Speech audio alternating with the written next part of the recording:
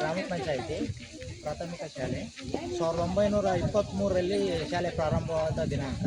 ಅಲ್ಲಿಂದ ಇಲ್ಲಿಗೆ ಸುಮಾರು 100 ವರ್ಷ ಶತದಿನೋತ್ಸವ ಆಚರಿಸಿದೆ ಈ ಶಾಲೆ. ಇಲ್ಲಿ ಓದಿದಂಥ ಮಕ್ಕಳಿಗೂ, ಇಲ್ಲಿ ಓದಿದಂಥ ವಿದ್ಯಾರ್ಥಿಗಳು ಇವತ್ತು ಶಿಕ್ಷಣ ಇಲಾಖೆಗೆ ಇಂಜಿನಿಯರ್ಗಳು ಆಗಿದ್ದಾರೆ, ಡಾಕ್ಟ್ರು ಆಗಿದ್ದಾರೆ, ಮತ್ತು ಬೇರೆ ಬೇರೆ ಇದರಲ್ಲೆಲ್ಲ ಕೆಲಸ ಮಾಡ್ಕೊಂಡಿದ್ದಾರೆ. ಇಲ್ಲಿಂದ ಸರ್ಕಾರಿ ಶಾಲೆಗೆ ಓದಿದ್ರಂಥ ಮಕ್ಕಳುಗಳು ಇವತ್ತು ಗೌರ್ಮೆಂಟ್ ಅಪಾಯಿಂಟ್ಗಳಾಗಿದೆ.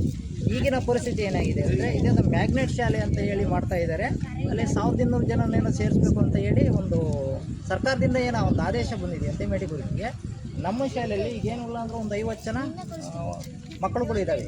ಎಲ್ಲ ಕೂಲಿ ಕಾರ್ಮಿಕರ ಮಕ್ಕಳುಗಳೇ ಇಲ್ಲಿ ಎಲ್ಲ ಓದ್ತಿರೋದು. ನಮಗೆ ಬೇರೆ ಊರಿಗೆ ಹೋಗಿ ಕಳಿಸೋವಂಥ ಇದಿಲ್ಲ.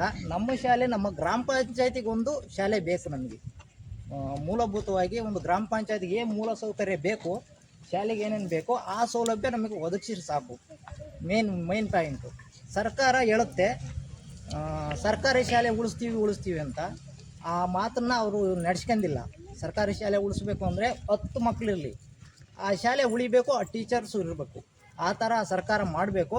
ನಾವು ಶಾಲೆ ಮುಚ್ಚೋಕ್ಕೆ ಯಾವುದೇ ಥರದ ಅನುಮತಿ ಕೊಡಲ್ಲ. ನಾವು ಉಗ್ರವಾದ ಹೋರಾಟ ಮಾಡ್ತೀವಿ. ಈ ವಿಚಾರಕ್ಕೆ ಏನಾರು ಬಂದರೆ ಸರ್ಕಾರದ ಪರ ಉಗ್ರವಾದ ಹೋರಾಟ ಮಾಡ್ತೀವಿ ಅಂತ ನನ್ನ ಹತ್ರ ಮನವಿ.